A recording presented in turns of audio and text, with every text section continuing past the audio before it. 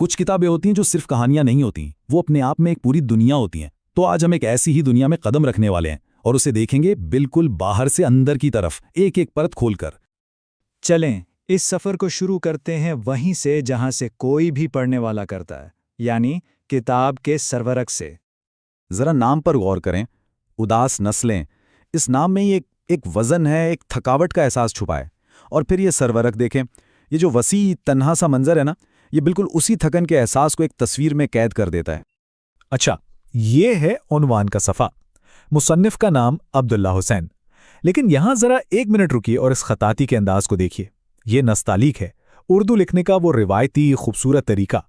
तो मतलब ये हुआ कि इस किताब की जो खूबसूरती है ना, वो पहले लफ्ज़ से भी पहले ही शुरू हो जाती है। ठीक है, अब उन्वान के सफ़े से आगे बढ़ते हैं और देखते हैं कि मुसन्निफ ने इस किताब को किसके नाम किया है। किताब के शुरू में जो पब्लिशर वगैरह की मालूमात होती हैं, उन सब के बाद हमें सिर्फ ये चंद अल्फाज मिलते हैं, अब्बा जान मरहूम के नाम, बस। कोई लंबी चौड़ी तमहीद नहीं। और ये जो सादगी है ना, यही इस अजीम दास्तान को एक बहुत ही गहरे, बहुत ज़ाती एहसास से जोड़ देती है। और इसके फौरन बाद वाला सफ़ा, वो तो पूरे नावल की बुनियाद रख देता है।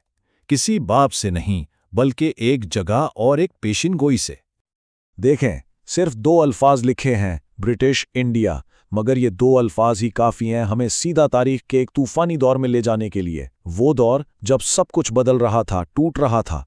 पूरी कहानी का पसे मंज़र बस यही 2 लफ्ज़ बता देते हैं।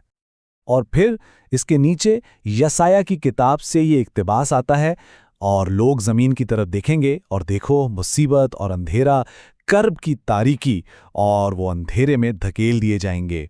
ये अल्फाज आप सोचें, नॉवल शुरू होने से पहले ही एक पेशिन गोई की तरह हैं, एक ऐसा साया जो नस्लों पर मंडलाता रहेगा, जिनकी कहानी हम आगे पढ़ने वाले हैं। तो इस किताब के अंदर की दुनिया आखिर है कैसी? कैसा महसूस होता है इसे पढ़ते हुए? चलें खुद कहानी सुनाने के अंदाज को जरा करीब से देखते हैं। यहाँ मुसन्निफ का असल कमाल नजर आता है। वो कैसे बड़े बड़े मंजरनामों और छोटे ज़ाती लम्हों को एक साथ परोते हैं।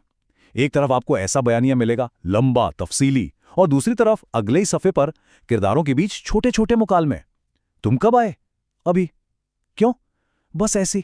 यही जो फ़र्क है ना, बड़े कैनवस और क्लोजअप का, यही कहानी को उसकी असल गहराई देता है।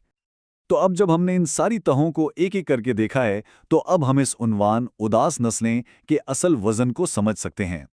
यानी ये किताब सिर्फ चंद लोगों की कहानी नहीं है, ये तो तारीख की इन बड़ी गमगीन लहरों में फंसे हुए पूरे के पूरे अवाम की दास्तान है।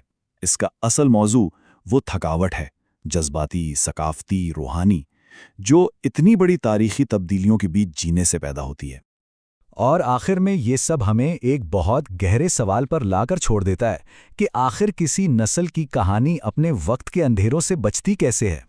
और शायद उदास नस्लें जैसे शाहकार ही इसका जवाब हैं। ये हमें बताते हैं कि ये कहानियाँ फ़न और अदब में पनाह ले लेती हैं और फिर वहीं हमेशा के लिए जिंदा रह जाती हैं।